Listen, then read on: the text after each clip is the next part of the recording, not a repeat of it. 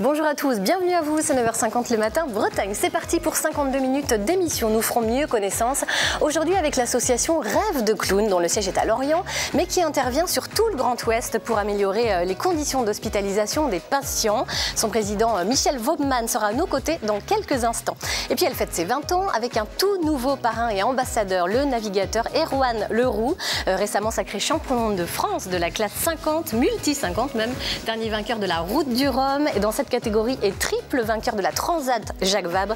Il participera également à la prochaine Route du Rhum et c'est ce binôme que nous recevons et qui mène une course d'endurance auprès des petits patients via le sourire des clowns et leur rôle surtout de médiateur. On nous expliquera ça dans quelques instants. Nous évoquerons aussi la très populaire fête du cinéma qui se tiendra partout en France du 1er au 4 juillet. Et puis côté culturel également, nous vous présenterons la magnifique exposition qui sera inaugurée demain au musée de Pont-Aven. L'exposition Le Talisman de Paul Sérusier, une prophétie de la couleur. C'est le fruit d'une collaboration entre le musée de Pont-Aven et le musée d'Orsay. Une chose rare, la primeur est donnée au musée breton. Claire Bernardini, conservatrice au musée d'Orsay, a fait le déplacement pour nous expliquer toute la richesse de ce partenariat inédit. Sans oublier le duplex de Sylvie Denis qui sera ce matin à Locronan pour nous faire découvrir cette petite cité de caractère. Et puis bien entendu, nous retrouverons l'ami Billy à qui nous avons lancé un nouveau défi, tester l'escrime. Alors vous verrez ça.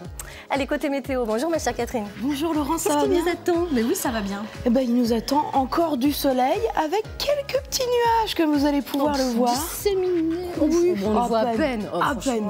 Donc il faut quand même pas oublier qu'il y a du soleil. Et avant de passer à l'indice 80 sur les routes ce week-end, on va passer à l'indice 30. Hein, c'est important. 50 même. Voire 50 sur les plages. Oui, c'est mieux quand même. Mieux vaut plus que moins. Ouais, et parce puis, que voilà. même quand il y a des nuages, eh ben, ça tape et il faut faire très attention. Et on s'hydrate avec de l'eau. Avec de l'eau. On vous retrouve tout à l'heure. Merci beaucoup. Autant de bonnes raisons de rester avec nous ce matin. Vous savez, vos questions, vos réactions, on les attend sur la page Facebook de France 3 Bretagne où cette émission est diffusée en live. Allez, 9h50 le matin, c'est parti.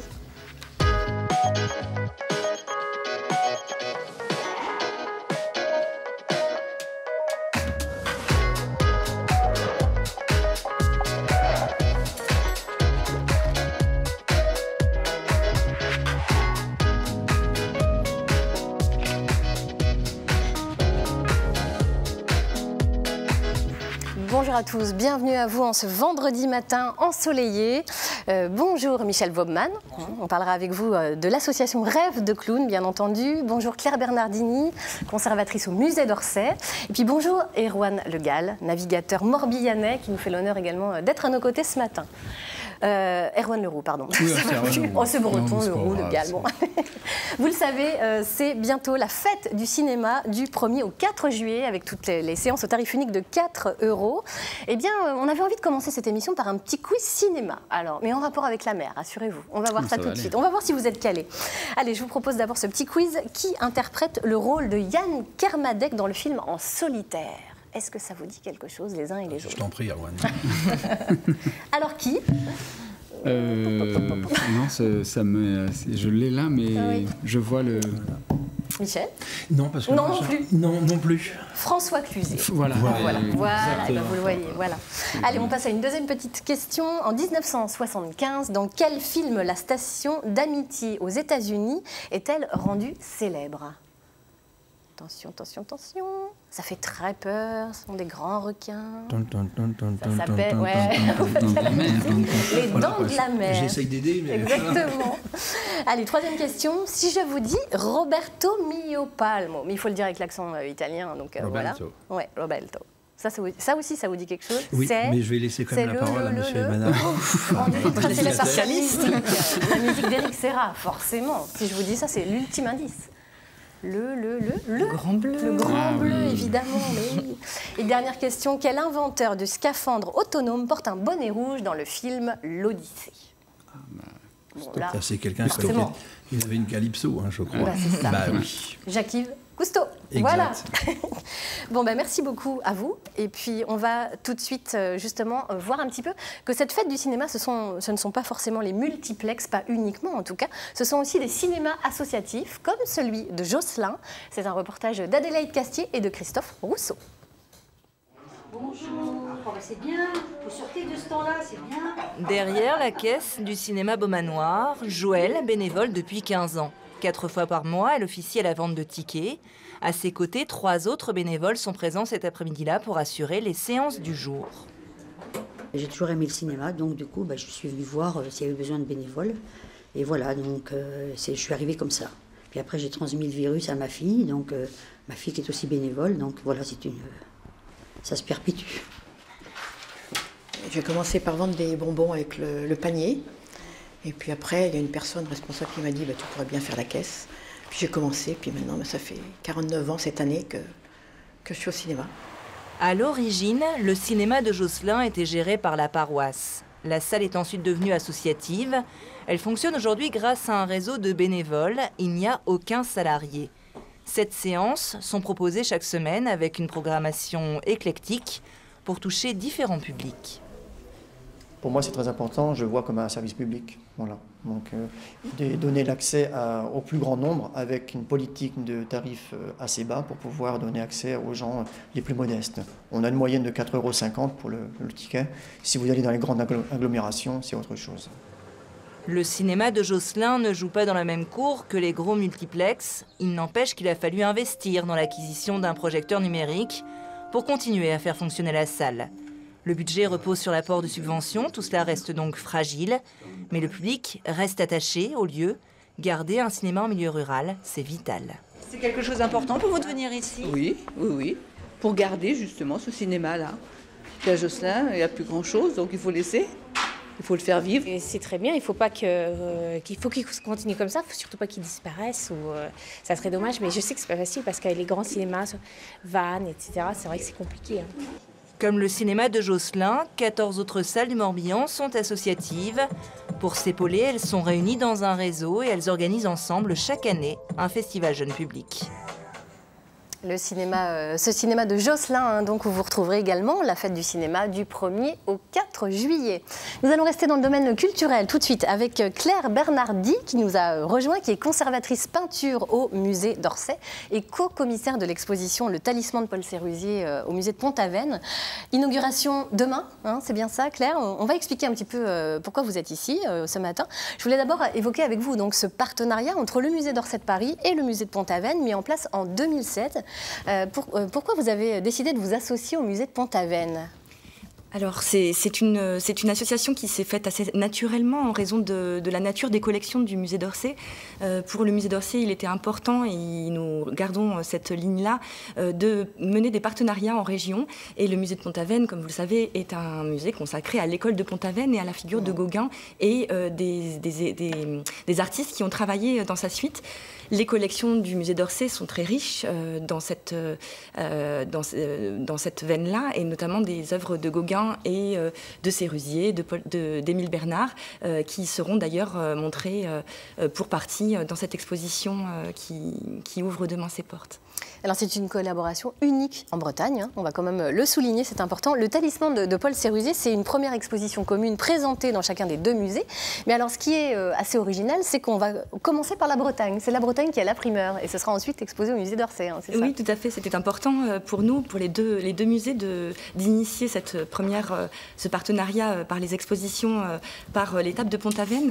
Une exposition qui va durer du coup 6 mois à Pont-Aven et puis qui va rejoindre les 6 messes du musée d'Orsay à partir de janvier, pour, si vous voulez, insister sur l'importance du talisman de Sérusier pour le territoire de Pont-Aven, puisque Paul Sérusier a réalisé, sous la direction de Gauguin, cette œuvre devant l'Avenne, au Bois d'Amour. Alors en quoi cette exposition justement est un événement? Dites-nous, parce que c'est vraiment, ce talisman, il est hissé quasiment au rang d'icône comme tableau. Alors justement un événement parce que le talisman de Sérusier revient 130 ans après sa création sur les lieux dans lesquels il a été créé. Un retour aux sources. Un retour aux sources, tout à fait. Et que nous réalisons pour la première fois, aussi étonnant que cela puisse paraître, une exposition qui se consacre à l'importance de cette petite huile sur bois qui a un tout petit format et qui est une esquisse faite sur le motif motif. Donc c'est un petit tableautin qui est vraiment que l'on vous voyez, c'est vraiment un tout petit format. Et justement, on s'intéresse dans cette exposition à la question de la matérialité aussi de cette œuvre, du fait qu'elle a été faite sur bois, qu'elle a été faite sur le motif, et de l'importance que cette œuvre a revêtue, malgré sa toute petite taille, pour les peintres qui l'ont suivie, et notamment les peintres nabis.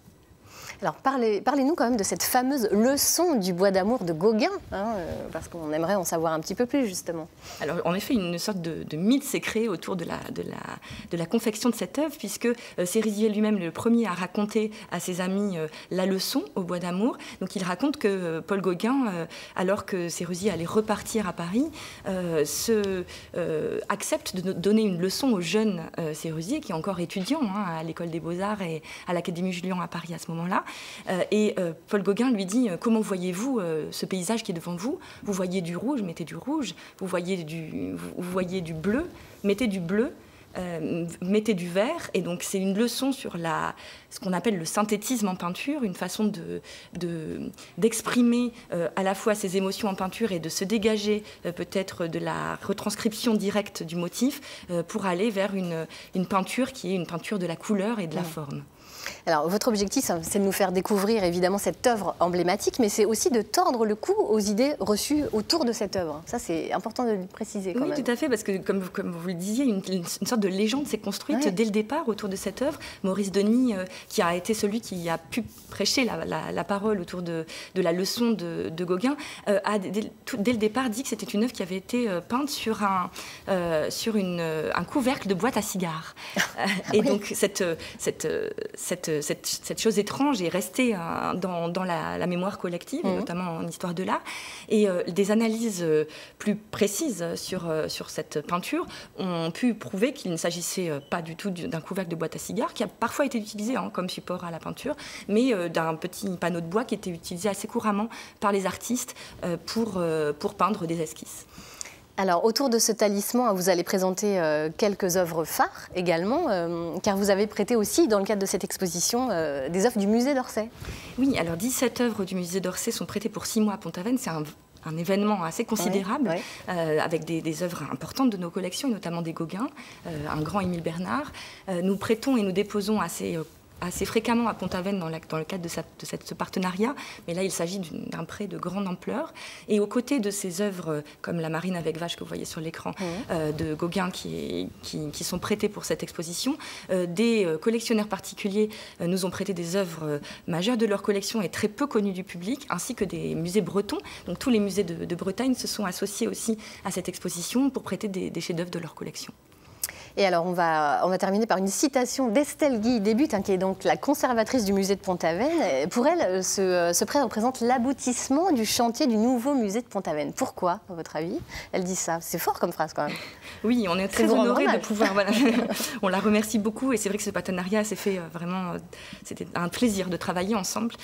C'est une exposition, en effet, qui permet de remettre le talisman pendant 6 mois près de l'endroit où il a été créé. Et le chantier du musée de Pont-Aven s'est fait autour de l'idée de mettre à l'honneur quelques peintures qui ont été réalisées à Pont-Aven, et notamment le talisman. Les choix des couleurs des cimaises des murs du musée a été fait à partir de ce tableau.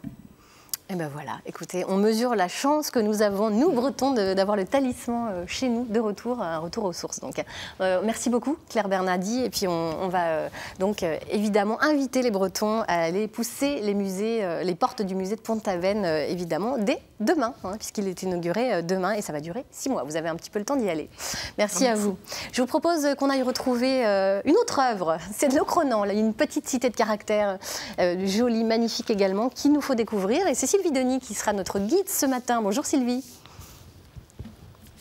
Bonjour Laurence. Alors effectivement, si demain nos amis téléspectateurs vont faire un tour du côté de Pont-Aven, il faut qu'ils poussent un peu la route pour aller jusqu'en Cornouailles, à Locronan. On est à quelques kilomètres, allez 15 km de Quimper. Quimper c'est par là, juste derrière moi. Douarnenez juste là, et la baie merveilleuse de Douarnenez qui est là, juste derrière le merveilleux bâtiment. C'est un des plus beaux sites, des plus prestigieux sites de Bretagne, qui a même été classé au monument historique depuis 1924. Pascal Le Bouedec est guide conférencier et ça va être mon guide aujourd'hui, ça va bien? Comment ne pas aller bien avec ce temps merveilleux, ce site extraordinaire qui, d'ailleurs, on parlait de la fête du cinéma le 1er juillet prochain qui va commencer. Eh ben, ils sont détournés des choses ici, à Le Crenant. C'est un site incontournable pour les films. Et c'est le premier petit village qui a vraiment enterré ses câbles électriques et ses lignes téléphoniques. Et il y a longtemps, parce qu'on pourrait se dire, oui, voilà, on sait bien qu'on cache maintenant. C'est le film Test de Polanski qui a lancé un peu tout ça. C'était 79, je crois. Voilà, 79. On a eu plein d'autres films évidemment très connus, Chouan avec Sophie Marceau par exemple. Le long dimanche de fiançailles. Voilà, avec Audrey Tautou, superbe. Voilà, mais c'est le cadre idéal effectivement.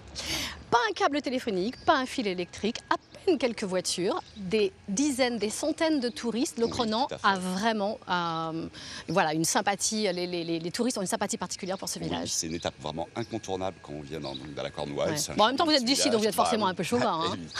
C'est un petit village de 800 habitants, donc c'est tout petit. Mais c'est le cadre évidemment et la qualité architecturale qui est vraiment sublime. Si effectivement on regarde alentour, on pourrait tout à fait se croire au 17e, 18e. Le village, lui, a une histoire qui remonte à des millénaires. C'est millénaire, avec notamment, on parle aujourd'hui d'un des plus hauts lieux druidiques finalement d'Europe. Ensuite, il y a, on va dire, l'arrivée de Saint-Ronan, puisque vous êtes à Loc-Ronan. Quand même. Donc le lieu sacré de Saint-Ronan. Donc il vient évangéliser les populations ici. Et puis ensuite, on a un village qui va être privilégié par les ducs et les duchesses de Bretagne. Voilà, l'église 15e ici. Alors elle venait ici, ça c'est intéressant, pour prier, pour avoir des bébés tout simplement. Les duchesses. Les duchesses, et notamment Anne de Bretagne en 1505 vient faire un pèlerinage, un Trau-Brest, Tour de Bretagne, et passe évidemment à Loc-Ronan. Bon, alors malheureusement... elle vient chercher pour des petits garçons, resteront des filles. Voilà. On sait qu'à l'époque, c'était pas forcément simple non plus de mettre des enfants au monde et surtout qu'ils réussissent à survivre un peu. Quand on regarde effectivement dans cette petite rue qui, je le disais tout à l'heure, monte à Quimper, on a le bâti typique de cette Cornouaille, comme un peu partout d'ailleurs. Alors c'est essentiellement ici, c'est là que c'est très cohérent par rapport à d'autres villages, que des maisons à peu près, la plupart c'est 17e et 18e siècle, celle-ci 16e siècle, et ce sont des maisons en fait, après le passage des ducs et des duchesses de Bretagne, le relais est pris par une sorte de corporation de tisserands. Donc ici la richesse de ces maisons en fait, elle vient de ce commerce très fructueux, de la fabrication et du commerce qui est fait sur cette place. Bah ouais. C'est que ma robe a été faite ici. Merveilleux. J'ai quand même fait un effort pour être à peu près raccord. Voilà, raccord avec voilà, ce joli coin de Cornouaille. Il y a un événement qui est incontournable et qu'on aime évidemment énormément en Bretagne, bon partout en France, mais on a la passion de la petite reine. Et ben, ils vont passer ici. Ils vont passer ici, voilà. C'est une étape effectivement choisie par le Tour de France. Donc ça va être intéressant et ça va mettre en valeur encore plus ce village pour attirer encore des gens qui ne le connaîtraient pas. Et puis on a surtout aussi un grand événement. Donc à ce sera le 11 juillet, le Tour de France. Notez-le sur un petit coin de votre agenda. Et puis on a aussi la Grande Troménie, donc ça c'est l'année prochaine. Donc ça c'est une procession tout à fait incroyable qui fait 12 km autour du territoire de Loc-Ronan et où les gens viennent. Alors il y a des costumes bretons, un baiser de bannière, enfin voilà, c'est un moment très coloré et très émouvant qu'il faut absolument faire aussi avec randonnée sur tout le territoire. Absolument pittoresque et ce sera juillet prochain en 2019. Voilà. Merci Pascal. Ça vous dirait d'en savoir un petit peu davantage et peut-être d'aller humer l'odeur du beurre et du sucre? Ah oui. C'est pour tout à l'heure. Oui, Sylvie. Ah bah oui, ça. Vous savez bien, je suis gourmande. Et très jolie robe, sinon, vraiment. À tout à l'heure, Sylvie. Michel Vaubman, on revient vers vous. Vous êtes le président donc, de l'association Rêve de Clown, dont le siège est à Lorient. Et cette année, vous allez fêter vos 20 ans. 20 ans de clown à l'hôpital en Bretagne. Comment a démarré cette belle aventure? Expliquez-nous. Je vais dire tout simplement qu'il y a des personnes qui avaient envie d'apporter un petit peu de bonheur aux enfants dans les hôpitaux. Et ça a commencé un petit peu bénévolement. Et puis, tranquillement, les choses se sont un peu professionnalisées parce qu'on ne peut pas intervenir comme ça sans formation sur l'hôpital. Donc, Rêve de Clown a été créé justement pour professionnaliser les choses et apporter un petit peu de bonheur aux enfants, mais aux adultes aussi qu'on voit dans les hôpitaux. Voilà, ce ne sont pas uniquement les enfants, c'est important de le préciser. Vous totalisez en 20 ans plus de 300 000 personnes accompagnées. Tout à fait. C'est impressionnant. Quel est l'objectif premier? Parce alors on va tout de suite essayer de mettre les choses bien à plat. Quand on dit clown à l'hôpital, on pense tout de suite au rire, au nez rouge, etc. Ça n'est pas que ça, loin de là. Alors, un clown qui va faire un spectacle, il est en mode spectacle. À l'hôpital, on n'est pas en mode spectacle, on est en mode relation avec l'autre. Donc en fin de compte, les intervenants sont des clowns professionnels formés par l'association qui interviennent entre 1 et 3 jours par semaine auprès des enfants ou des adultes hospitalisés. Et après, c'est une démarche effectivement professionnelle dans la mesure où on travaille avec les soignants. Et grâce à la confiance qu'on a avec les soignants, on peut participer aux soins, on amène les enfants ou même des adultes au bloc opératoire. L'objectif principal étant d'améliorer les conditions d'hospitalisation des Donc patients. c'est un rôle de médiateur finalement. Oui. Il y a des choses qu'on dit au clown, des questions qu'on aborde avec le clown qu'on finalement on aborderait peut-être moins facilement avec la famille. Oui, parce qu'on n'a pas la blouse blanche de l'équipe médicale en règle générale. Et en fin de compte, le fait d'intervenir à l'improviste, parce qu'on ne prévient pas évidemment, même si c'est des jours réguliers dans les hôpitaux où on intervient, il y a toujours cet effet de surprise. Et après, on va s'adapter, c'est une rencontre. Il n'y a rien de prévu, c'est de l'improvisation et on va s'adapter en fonction de l'âge de la personne que l'on rencontre, de l'état de santé, du service où on intervient aussi, parce qu'on n'intervient pas qu'en pédiatrie, on intervient en chirurgie ou aux urgences, c'est pas du tout la même démarche, ou en réanimation, en néonatologie, c'est pas du tout le même contact. Il y a des questions par exemple comme la mort qu'on a du mal parfois à aborder avec la famille. Et est-ce que le clown du coup peut être finalement la personne avec qui on aborde des questions existentielles ? Tout peut arriver. Après, il faut garder une certaine distance. Il y a une juste distance entre la personne, sa situation. On n'est pas là pour conseiller, on n'est pas psychologue. Voilà, on n'est pas médecin. Néanmoins, on améliore des fois les choses et des fois, on peut se permettre de dire quelque chose qui va être perçu différemment que si c'était dit en civil. Et souvent, on arrive à faire passer des messages. On a aussi avec des psychologues, des fois, des relations et je dirais avec le personnel soignant aussi. C'est vrai que le fait de travailler ensemble, on va dans le même but. Alors ça fait 20 ans vous, que vous accompagnez et que vous présidez cette association. On vous sent très ému ce matin, mais à juste titre parce que c'est de l'humain. Enfin, c'est de l'humain, on travaille avec de l'humain. Vous êtes extrêmement investi. Est-ce que vous avez quelle est la plus belle phrase qu'on vous ait dite en 20 ans, la plus belle anecdote, la plus belle Je ne sais pas s'il y a de plus belles phrases. Souvent, les parents nous disent vous êtes notre rayon de soleil de la journée. Et c'est vrai, sur les 23 clowns qu'il y a dans l'association, Dr Clown de l'association, c'est vrai que c'est souvent le message qu'on nous dit, heureusement que vous êtes passé, on avait une boule là, et grâce à vous, maintenant, ça va mieux. Donc des fois, c'est des petites choses, mais il y a des petites choses qui ont de l'importance dans la vie. Et voilà, donc à chaque fois, c'est une découverte, c'est une rencontre nouvelle. Alors vous dites Dr Clown, c'est important de préciser, vous y tenez, c'est pas juste un clown, c'est Dr Clown parce qu'il travaille avec l'équipe soignante au plus près. Tout à fait, c'est des gens formés sur l'écoute, un peu sur la psychologie, sur la relation avec les enfants. Alors vous imaginez bien que la rencontre dans une chambre est différente si on a un enfant de 7 ans qui a le bras cassé, d'un adolescent qui a des gros soucis familiaux, d'un petit bébé qui est en néonate et qui entre la vie et la mort, et puis la maman... Bien sûr. Voilà, c'est difficile. Donc évidemment, la façon d'intervenir va être complètement différente. On intervient même auprès d'adultes en fin de vie, aujourd'hui. Et la présence du clown est appréciée autant par les familles, les patients que les équipes soignantes. Bien sûr. Donc vous avez parlé de 23 clowns. Il y a 20 clowns actuellement qui tournent sur 13 hôpitaux de l'Ouest. Tout à fait. C'est bien ça. Et puis des centres de rééducation également. Voilà, très connus, comme Carpap ou Trestel, près de Lannion. Voilà. Et vous avez 3 clowns en formation. Oui, tout à fait. Alors justement, nous, on avait envie de voir un petit peu comment ça se passe. On va retrouver un reportage sur la formation de ces clowns à l'hôpital. Dans le vestiaire de l'hôpital, pendant que les infirmières passent leur blouse blanche, les docteurs clowns, eux, enfilent leurs grandes chaussures et leur nez rouge. Dans quelques minutes, ils vont procéder à 2 difficiles opérations, une ablation de la peur et une extension des sourires. Tout doit être parfait. Alors depuis des mois, les docteurs clowns se forment. Leur fac de médecine à eux tient dans une toute petite salle. Mais comme dans les vrais amphis, on parle microbes et maladies. Sachez que quand on n'est pas bien dans son corps, on n'est pas forcément bien dans sa tête aussi. Que ce soit les parents et les enfants. Il y a un niveau de douleur qui va jouer et souvent les familles vont être stressées. Les enfants peuvent être angoissés.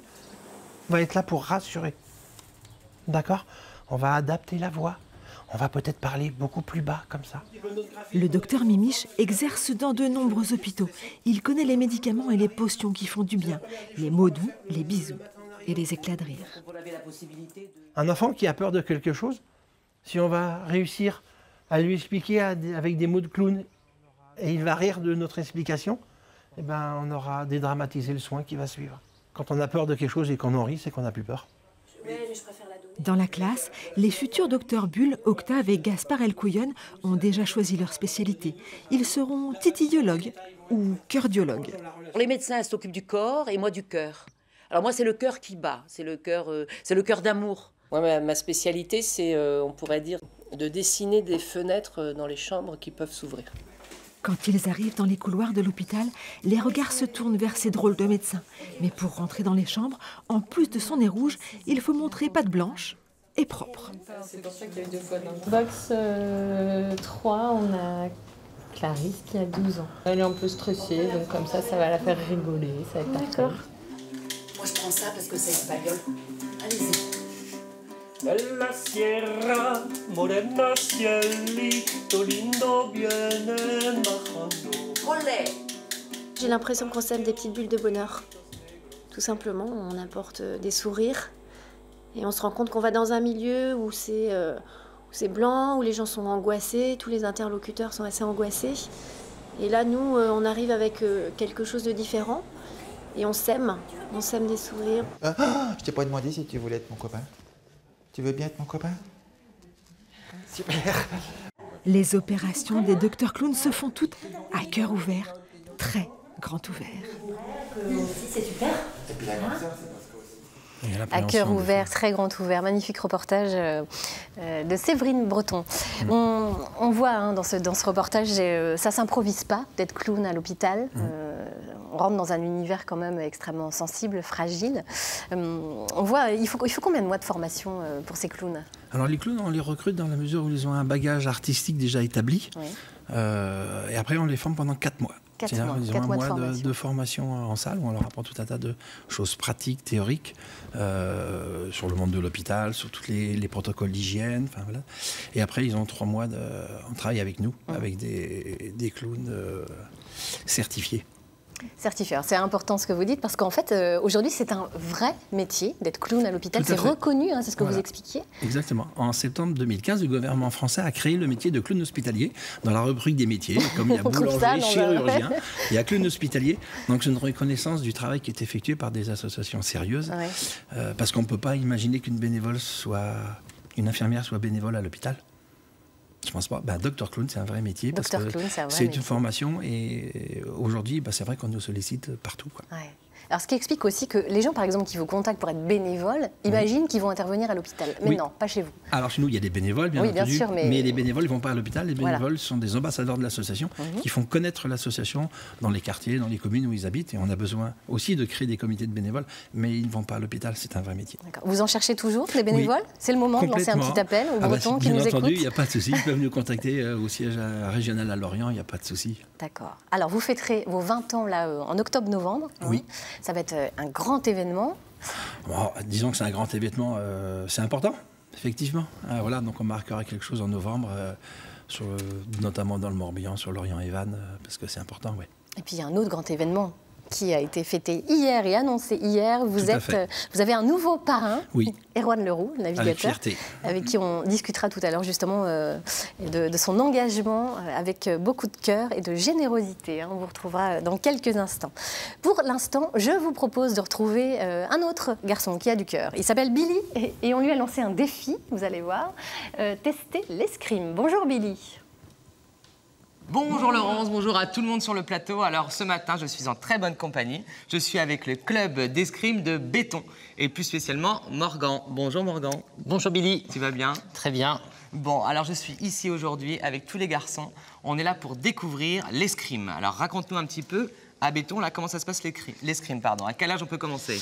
Alors ici, tu es dans un club spécialisé dans le sabre. On fait du sabre depuis des années. Il y a à peu près 180 tireurs qui regroupent Béton, Saint-Grégoire et Chevigné. On s'entraîne depuis des années. Tous les enfants qui sont avec nous aujourd'hui sont ici depuis pas mal de temps. Ils ont déjà un beau palmarès. Ça va un bon niveau, quoi. Un bon niveau. Ils ont les meilleurs résultats régionaux et même un titre de champion de France cette année. Donc attention, là, il y a du lourd. Il y a du lourd sur le dossier. Voilà. Et puis en même temps, voilà, je voulais te présenter les armes parce que tu vois, l'arme que tu as dans la main, c'est le sabre et c'est ce que tu vas essayer de faire aujourd'hui. Et les autres épées, là? Alors ça, c'est le fleuret. Alors le fleuret, la règle du jeu, eh bien, est de toucher avec la pointe, d'accord? Et de toucher que la poitrine et le ventre. Voilà, c'est le fleuret. Et l'épée de Laura Flessel, l'épée de D'Artagnan, eh bien, il n'y a pas de règle. Tu peux toucher tout le corps de ton adversaire à la pointe de ton épée. Et tout est valable. Avec le sabre, là? Alors voilà, attention, au sabre, il ne faut pas toucher avec la pointe du sabre. Comme tu le remarques, la pointe, elle n'est pas protégée. Mais tu pourras quand même toucher toute la surface du haut du corps à partir de la ceinture. Bon. Donc tu as beaucoup de place quand même pour placer tes actions d'attaque, entre autres. Donc là, moi, je suis en place. Je vais juste aller changer de tenue parce que là, j'ai pas la tenue qu'il faut. On va se retrouver tout à l'heure. Je serai en tenue et avec les garçons, on va faire un truc super. Allez, à tout à l'heure. Merci Billy, on a hâte de voir ça. Allez, c'est la moitié de cette émission. Je vais tout de suite, moi, rejoindre celle qui manie les mots avec tant de talent. C'est Catherine, ma Catherine. Alors, qu'avez-vous retenu de cette première partie d'émission extrêmement émouvante, j'ai trouvé? Eh bien, déjà, voilà, c'est ça, le métier de clown. Il y a un métier de clown. Et vous voyez, c'est encore une preuve que être tendre, naïf, parfois cruel, certains clowns peuvent l'être aussi. Les clowns peuvent tout faire. Et c'est beau de voir aussi qu'ils peuvent apporter le rayon de soleil de la journée. Oui, Laurence, vous avez des concurrents. Vous êtes notre rayon de soleil de la journée. Ah non, là, je ne suis même pas à la cheville, là, je vous le dis clairement. Il y a aussi des clowns un peu pas... Non, ça, c'est clown et rayon de soleil. Vous voyez, on a un peu ça aussi sur le plateau. Merci Catherine, à tout à l'heure. Allez, à la une ce midi dans votre édition Bretagne. Une nouvelle campagne de fouilles à la recherche de l'épave mythique de la Cordelière coulée il y a 5 siècles au large de Brest. Vous retrouverez également dans vos titres le coup de projecteur sur le contrat financier entre l'État et les départements. Débat aujourd'hui au conseil départemental d'Ille-et-Vilaine. Et puis, portrait de l'un des skippers bretons engagés dans la Golden Globe Race. Départ dimanche. Voilà, vous savez presque tout. Dans quelques instants, nous nous retrouverons avec Erwan Leroux, qui est donc le nouveau parrain de l'association Rêve de Clown. Mais pour l'instant, je vous propose qu'on aille retrouver notre chère Sylvie Denis à Locronan. Ma chère Sylvie, est-ce que vous êtes gourmande, vous? Parce que moi, je le suis. Hein. Non, mais est-ce que je suis gourmande? Mais évidemment que je suis gourmande. Et puis de toute façon, c'est effectivement impossible de ne pas être gourmande quand vous approchez de cette maison. Non seulement elle est sublime, elle date du XVIIe, mais cette maison sent le beurre et les céréales depuis 5 générations. Alors je vous emmène et on va aller voir comment on fabrique du kouign-amann chez Alain et Célina Le Guillou. Bonjour. C'est un supplice de rentrer chez vous. Ouais, c'est dommage que vous ne sentiez pas parce que c'est divin. Est-ce qu'Alain est dans le labo? Allez, venez, je vous emmène. On passe carrément dans les coulisses de la boulangerie Le Guillou. Alors, la maison date du XVIIe, hein. On n'était pas très grand, donc fais attention. Voilà, hop, on ne se cogne pas la tête. Et là, c'est pire, là, ça sent carrément le caramel, le beurre. Comment vous faites, Célina, pour être toute fine comme ça? J'en mange tous les jours. Ça va, Alain? Bonjour. Allez, je vous fais une petite bise pleine de beurre. Ici, c'est chez vous et c'était chez vos grands-parents, arrière-grands-parents, maman. 5 générations, c'est vous la 5e, hein? Oui. Donc il y a boulangerie ici depuis 1895. Ouais. Donc mon arrière-grand-mère est arrivée dans cette maison quand elle avait 1 an. Quand elle avait 1 an. Ouais. Et l'aventure a commencé en tant que boulangerie en quelle année alors? Vraiment 1895, c'était... Ouais. Auparavant, on fabriquait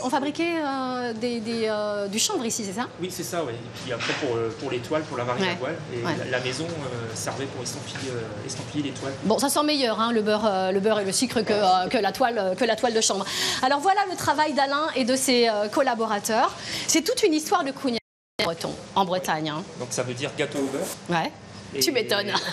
Il y a combien de plaquettes de beurre pour un truc comme ça? Il y en a une plaquette pour faire deux gâteaux comme ça. Non, une plaquette. C'est chaud ou pas? Non, c'est pas chaud. Oh là là, regardez-moi cette merveille. Je suis sûre que là tout le monde bave et lèche. Vous pouvez lécher votre télé, hein, mais comme ça, vous ne prendrez pas 1 gramme. Hein. Est-ce qu'il y a la recette idéale? Est-ce qu'il y a une recette secrète que grands-parents vous ont transmis? Mon grand-père a eu une recette d'un boulanger de Douarnenez. Ouais. Et après, c'est un gâteau qui a été inventé dans les années 1860 à peu près, avec un boulanger qui s'appelle Yves-René Scorvia.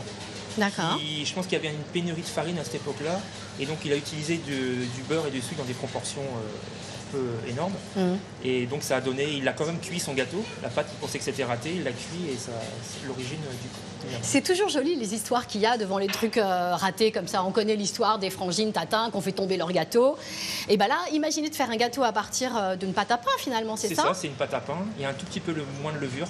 Ouais. Sinon, aujourd'hui, ça correspond à la pâte de la baguette de tradition que tout le monde connaît. Donc, par contre, il y a beaucoup moins de levure dedans. Et il faut à peu près 2h30 de temps pour réaliser ce gâteau, du départ Du départ à la fin. À la fin. Bah oui, du coup, la pâte n'a pas besoin de lever. Très peu. Très Une petite demi-heure. Ouais. Après, on incorpore le beurre et le sucre. Et on donne des tours comme le croissant ou la pâte feuilletée. D'accord. Et la réussite du gâteau, c'est d'avoir le croustillant à l'extérieur et le moelleux à l'intérieur. Mon Dieu. Alors, vous avez vu déjà, Célina, elle est épaisse comme ça. Et lui, regardez ça, sec comme un clou. Et il fabrique des kouign-amann, des gâteaux bretons. Ils font, non mais là c'est des croissants aux amandes. Et je crois, c'était ceux qui étaient dans le four tout à l'heure quand je suis arrivée. Oh là là, ils sont tous chauds. Oh, avec des amandes grillées, c'est un supplice. Et il y a une petite variante que vous proposez avec votre kouign-amann. Ah oui, donc on fait du kouign-amann aux pommes, mais là c'est pour, en fait, c'est une compote de pommes au caramel pour une viennoiserie qui s'appelle le Floric. Le Floric, hein. Donc c'est une pâte à croissant avec une compote de pommes à l'intérieur. D'accord. Alors, évidemment, quand les voyageurs se posent un peu sur la place de l'église, attirés par l'odeur du beurre et du sucre, ils viennent se régaler d'une part. C'est une énorme production pendant la période estivale. Oui, pour l'été, oui. Après, on en fait quelques-uns tous les jours. Faites-nous rêver un chiffre à peu près vite fait comme ça. Là. Vous pouvez en faire combien de temps par jour? Une centaine par jour. Ça Une centaine. Après, donc une montagne. On vend de la pâtisserie que le dimanche. Ouais. Après, la semaine, les gens viennent vraiment chercher du gâteau breton, du kouign-amann, vraiment avec du beurre de micelle, enfin des produits typiques. Alors, bon, on va quand même pas le regarder. Hein. Donc, on va se le couper. On va se régaler. On va pas vous faire saliver plus longtemps. Je vous invite juste à venir le goûter chez les Le. Adorable en plus. Oh, ça sent bon, c'est un supplice. Allez, on coupe les gars, on coupe tout. La caméra, le gâteau, on coupe tout. Merci beaucoup Sylvie. Et vous nous en gardez un petit bout s'il vous plaît, parce que là, vous nous avez vraiment mis l'eau à la bouche. D'ailleurs, on comprend mieux pourquoi il y a de nombreux films qui ont été tournés à Locronan maintenant avec ça. Ça, c'est un argument quand même imparable. Imparable. Alors, vous savez d'ailleurs quels films ont été tournés à Locronan? Il n'y a pas eu un grand cinéaste? Ah bah il y en a, oui. Polanski n'a pas tourné quelque chose? Tess de Roman Polanski en 1979. Et puis il y a un autre. Il est incollable, Michel. Oui, il est incollable. Non, mais c'est un travail d'équipe. Et puis il y a un autre film aussi très connu d'un réalisateur également très connu. Jean-Pierre Jeunet, si je vous dis au moins son nom, vous allez me trouver le film, je suis sûre. Si... Jean-Pierre quand même. Non, je ne vais pas trouver. Tu vas pas trouver? Michel, il va trouver. Michel, il va trouver. Mais je pense que je vais trouver. Je vous donnerai la réponse demain. D'accord. Avec plaisir. Donc il n'y a pas non plus. On vous garde. On va pas nous garder pour le quiz, ça c'est sûr. Si, on vous garde quand même pour le quiz. On mangera du kouign-amann en même temps pendant qu'on le fait. Voilà, je pense que c'est d'y aller tous à Locronan. C'est un long dimanche de fiançailles. Voilà. C'était donc en 2004. Allez, on va retrouver tout de suite Billy, qui lui, je pense, a besoin de manger pas mal de kouign-amann avant de faire ce qu'il attend tout de suite. Vous allez voir. Billy, une petite part de kouign-amann peut-être? Bonjour Laurence, Billy n'est pas très loin, il se prépare car aujourd'hui il va apprendre les fondamentaux de l'escrime, les déplacements, le b.a.-ba. Alors, où est Billy? Eh oui, je suis là. Donc on est parti les garçons, là on y va, on est en plein dans le vif du sujet, j'ai la bonne position, on y va les garçons, je vous suis. Alors dans un premier temps, des petits déplacements d'escrime vers l'avant. Alors, voilà Billy, tu suis, tu commences toujours avec ton pied avant pour aller vers l'avant. Ok. Les déplacements arrière, en commençant avec le pied arrière pour se déplacer. Car il ne faut jamais croiser les pieds, Billy. Hein. Ouais, il faut être synchro, là, parce que le pied arrière d'abord, c'est un peu compliqué, cette histoire. Et on repart vers l'avant. C'est parti vers l'avant. Des tout petits déplacements. Ah, tout petit. Vers l'arrière. Il fait hyper chaud, hein. C'est une chaleur de malade sous votre truc, là. Pourquoi est-ce qu'on a ça comme protection? C'est pour pas se prendre d'épée dans travers le ventre, c'est ça? Exactement, c'est pour se protéger. L'attaque est bien sûr au sable, l'attaque, la marche et fente. C'est parti pour la marche et fente d'escrimeur. Oh là, là, là c'est ils beau, sont tous ça. partis, les Et gars. il faut s'entraîner à la répéter, cette action. Ils sont au taquet. Hein. Allez, alors, on peut replace. refaire, parce que moi, du coup, je n'ai pas vu comment on faisait. Des marches et fentes. Des marches et fentes, regarde marche et fente, une marche et une fente rapide. Ah ouais, c'est simple en fait. Voilà, c'est très simple. Une marche et une fente. Allez, c'est parti, on peut faire des marches et fentes maintenant. Car Billy doit apprendre à attaquer. Ouais, c'est magnifique ça, il faut attaquer. C'est pas mal, hein. Marche et fente. Fente. Voilà, et on va le plus loin possible dans la fente. Ok. Fendez-vous tous, Billy. Voilà, quelle belle attaque, Billy. C'est pas mal, hein. C'est parfait. Que je me défends. Ah ouais. Et maintenant pour les JO, quoi. Eh ben oui, tu seras prêt, j'en suis sûr. Mais d'ailleurs, j'avais une question parce que là, il y a que des garçons. Il n'y a pas de filles du tout dans ce sport? Eh bien, écoute, ça dépend des saisons, ça dépend des années. Il suffit finalement d'avoir un groupe de filles. Ok, d'accord. Souvent, quand on a 4-5 filles, bah oui, ça on fait a l'émulation. Et puis cette année, on n'en a qu'une ou deux, malheureusement. Donc, elles ne sont pas là aujourd'hui. Elles ne sont pas là aujourd'hui, elles n'ont pas pu venir. Ça marche. Alors Billy, il faut aussi que tu varies tes déplacements. On va suivre Merlin pour avancer, pour reculer et puis pour faire la marche fente. Ok.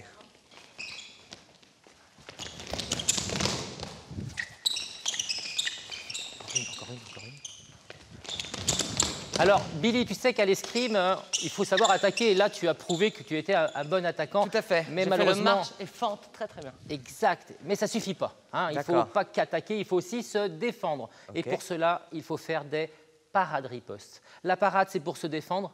La riposte, c'est pour attaquer. Tout à fait. Et donc, un nouvel exercice en place. On recule 2 fois, les enfants, et on va se défendre. Alors, il va falloir se défendre à la tête. On appelle ça une parade et riposter. Allez, donc 2 déplacements arrière, parade riposte. C'est parti. Je regarde. Je vais essayer de le faire. Allez. Et on enchaîne plusieurs fois. Oh, c'est pas compliqué ça. Ah, c'est pas dur, hein. C'est un petit salut en fait. Et on repart à l'attaque. C'est parti. Oh, je sais pas. Allez, la marche fente. On revient en garde et on fait des parades ripostes maintenant.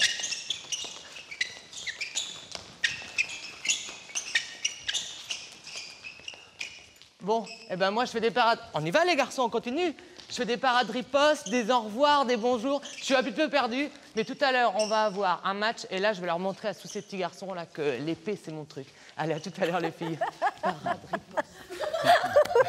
Faites pas trop le malin, Billy. On va voir tout à l'heure si vous en menez toujours, si vous faites aussi bien avec les parades riposte et la suite. Allez, on va maintenant nous mieux faire connaissance avec le nouveau parrain de Rêve de Clown. Vous avez été intronisé entre guillemets officiellement hier soir, Erwan Leroux. On va d'abord vous présenter un petit peu rapidement. Vous êtes navigateur morbihanais, récemment sacré champion de France de la classe multi 50. Vous êtes le dernier vainqueur de la Route du Rhum dans cette catégorie et triple vainqueur de la Transat Jacques Vabre. Et puis surtout, vous participez bientôt à la Route du Rhum, dites donc. Et oui, c'est l'actualité chaude de cette fin d'année. Début novembre, le 4 novembre, départ de Saint-Malo pour le grand test en solitaire. Enfin, ce ne sera plus un test, là, pour la grande compétition en solitaire de l'année. Vous vous préparez comment ? Et bien là, c'est un grand bloc de solitaire qui se propose à nous en mois de juillet avec la Dream Cup Destination Cotentin qui va démarrer de la Trinité-sur-Mer jusqu'à Cherbourg à partir du 23 juillet. Et après, il y aura un bloc équipage fin août, début septembre entre le Grand Prix de la Baie de Saint-Brieuc et puis le Grand Prix Val-d'Is Roscoff-Douarnenez. Et puis après, ça arrivera très très vite, septembre, octobre, novembre, on sera déjà à 2 mois du départ de la Route du Rhum. Donc voilà, c'est un peu les dernières phases de préparation, parce qu'une Route du Rhum, ça se prépare quasiment tous les... Voilà, dès qu'on a fini une, on prépare la suivante. Pense à l'autre. Donc c'est un peu nos Jeux Olympiques à nous, pour les voileux. Donc voilà, ça se prépare longtemps en avance. Donc là, ça fait maintenant 1 an et demi qu'on y est, avec l'ensemble des partenaires Fenêtre et Amix Buffet. Et voilà, et là c'est bientôt, l'heure approche. Est-ce que vous porterez le logo de l'association sur vos voiles ? Oui. Ah, ça, c'est une bonne nouvelle. On va porter on va montrer l'association donc Rêve de Clown dans notre grand voile, là, sur le bas de la grand voile, et pour offrir une visibilité certaine à Rêve de Clown. Mais bon, au-delà de ça, plus de la visibilité, c'est de faire partager aussi l'aventure en solitaire, à travers des petites vidéos, des petites conférences, essayer d'aller au contact des enfants ou des enfants malades ou des adultes malades, peu importe, également, et de leur faire partager, de leur conter un peu nos récits. Ça leur donne une petite fenêtre sur un horizon plus large. Exactement, que les murs d'une chambre, forcément. Les faire sortir un peu de l'hôpital, donc c'est aussi bien. Je pense que ça va bien se passer. Ah non, pas douter. Qu'est-ce qui vous touche dans le projet de cette association ? Pourquoi celle-ci plus qu'une autre ? Les enfants, c'est sûr que les enfants, ça touche forcément. Moi, ça me touche en tout cas. Ça fait déjà 2 ans qu'on pense à trouver une cause qui soit représentative du projet. Et Rêve de Clown, depuis 2016, je lorgne un peu sur l'association. Ouais. Voilà, j'ai appris aussi à les connaître, c'est-à-dire que je me suis renseigné aussi un petit peu avant. Et puis, je pense que c'est un engagement qui est fort. Il faut être prêt pour cet engagement. Et avant, on ne l'était pas, forcément. Donc, c'est vrai que ça arrive un peu au bon moment. Maintenant, j'y étais prêt et je me sentais prêt à le faire parce qu'il faut donner du temps, il faut avoir le temps, il faut être prêt à recevoir, mais il faut être prêt à donner. Et voilà, donc c'était le bon moment et c'est pour ça que j'ai fait la démarche auprès de Michel pour monter ce partenariat. Vous allez aller vous-même dans les hôpitaux, peut-être? Oui, mais c'est prévu, mais on va l'organiser. Voilà, autant qu'un docteur clown qui doit se former. Et voilà, alors je n'ai pas la prétention de docteur clown, mais voilà, il y a des choses ça se prépare un peu en amont et on ne peut pas aller comme ça dans les hôpitaux au contact des enfants. Voilà, c'est juste qu'il faut que ça se prépare un peu en amont. Vous serez docteur skipper, tiens. Exactement. C'est ça. Docteur skipper, c'est pas mal ça. Peut-être ça va être nouveau métier. C'est ça, nouveau métier reconnu bientôt par l'État.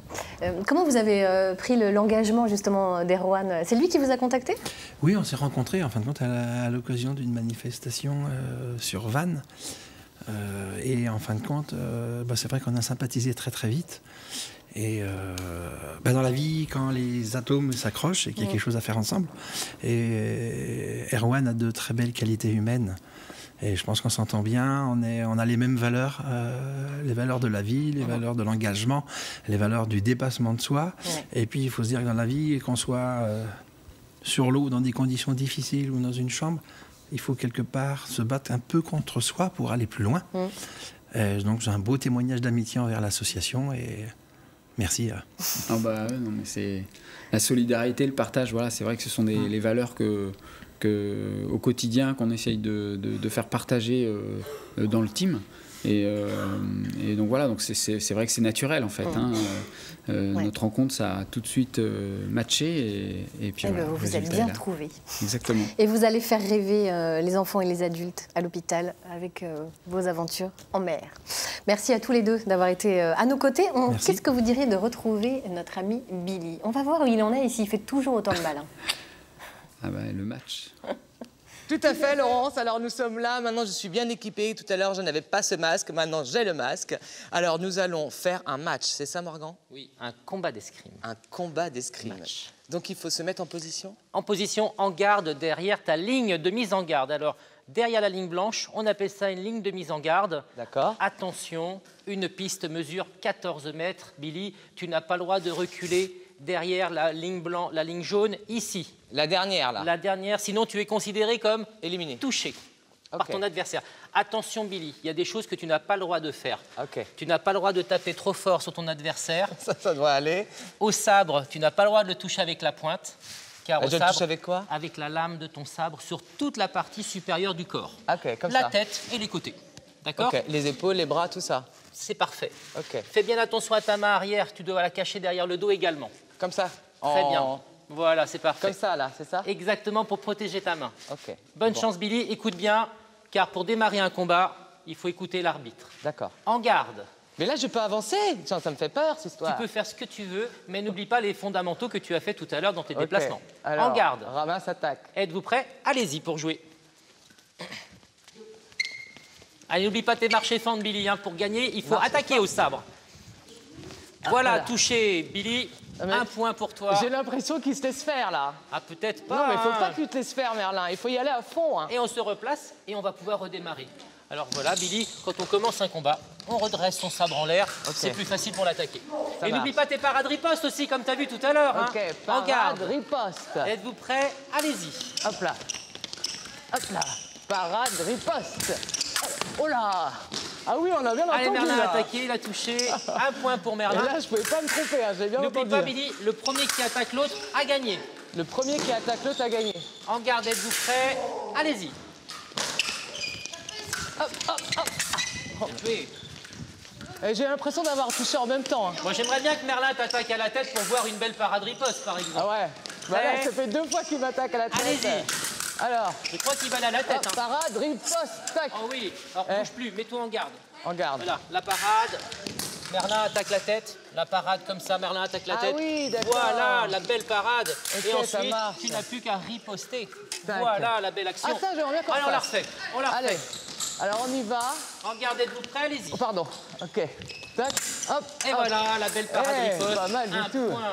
Bon, bah écoutez Laurence, je pense que là on vous a bien montré ce que c'était que les principes de base de l'escrime. On a passé une super matinée, franchement c'était vraiment hyper sympa. Ouais. Et donc bah, merci les garçons, merci à tous de m'avoir aidé à montrer tout ça. Merci Morgan de nous avoir accueillis dans ce club là. Ça fait plaisir. Bon. Alors Billy, avant de faire le salut, je voulais t'offrir aussi un beau cadeau car tu sais que la semaine dernière, on a organisé à Béton le challenge de l'espoir, une manifestation super. que l'on fait tous les ans contre la mucoviscidose. D'accord. Voilà, c'est un cadeau de tous mes élèves et de tout le club. Super, merci beaucoup. Et puis ben, quand on se dit au revoir à l'escrime, on m'a appris tout à l'heure quelque chose. Il y a un au revoir, alors on dit ciel, terre, mer. Et mer. Voilà, salut tout le monde, à bientôt. Au revoir. Merci beaucoup Billy. Je crois qu'ils vont vous garder, hein, ça c'est clair. Vous êtes très doués. Et franchement, bravo, bravo. Maintenant, je propose qu'on accueille la reine de la parade et de la riposte. C'est Christine Ondloff pour le débriefing. Et moi, j'en profite pendant qu'elle nous rejoint pour faire un petit coucou à Henriette de Château-Giron qui se reconnaîtra. Voilà. Bonjour Christine. Bonjour, ici Christine Ondloff. Je vais y arriver pour une émission spéciale. Attention, jingle.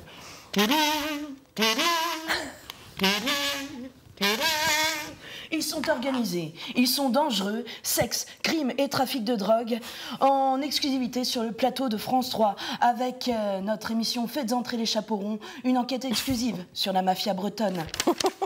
Alors, vous les connaissez souvent avec des bonnets rouges, des nez rouges, parfois des chaperons. En tout cas, ils sont armés. Ils sont un réseau armé de fleurets et d'épées, comme à Béton, dans les images que nous venons de voir. Parade, marche, fente et riposte sont le quotidien des petits bétonnais. Ils sont entraînés dès l'adolescence. C'est vraiment terrible. Mais leur force et leur dangerosité résident surtout sur un trafic important. Premièrement, un trafic d'œuvres d'art. Le saviez-vous, Laurence? Non. Car même des talismans de Paul Sérusier sont même avant la capitale, c'est pour vous dire... en Bretagne. En Bretagne, au musée de Pont-Aven. Il y a sûrement du conflit d'intérêts derrière tout cela, Laurence. Je n'ai aucune preuve, mais je vais quand même le dire. Ensuite, trafic de rêves de clown, extorsion de sourire, infiltration, exercice illégal de la médecine, on peut le dire. Ils sont formés, entraînés, la relève est là. Attention, les clowns sont infiltrés dans le milieu médical, mais surtout trafic de substances extrêmement addictives, le quinyaman. L'ocronan est une plaque tournante, faites attention, sous couverture de monde du show business, c'est des substances comme le beurre et le sucre, des substances plus addictives que l'héroïne et le crack, qui sont distribuées tous les jours à des gens, c'est très dangereux en tout cas, et certains quinyaman seraient même coupés à la farine, pour vous dire en tout cas, Sylvie Denis a sombré dans la drogue, dans le quinyaman. Rejoignons-nous très bientôt pour la prochaine émission sur les sombres coulisses de l'univers de la galette saucisse. Je vous remercie Laurence.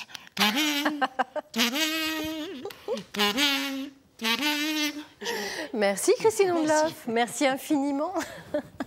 Merci à vous d'avoir été à nos côtés pour nous parler de cette belle association Rêve de Clown qui œuvre donc dans les hôpitaux et parfois aussi dans les EHPAD. Vous intervenez de manière ponctuelle. Merci à tous les deux d'avoir été à nos côtés. Merci à vous de nous avoir suivis. On vous souhaite un excellent week-end. Lundi, nous recevrons le brodeur et styliste Pascal Jaouen ainsi que le plasticien Michel Costiou pour leur exposition commune à Quimper. Voilà, rendez-vous lundi. Prenez soin de vous. Ciao.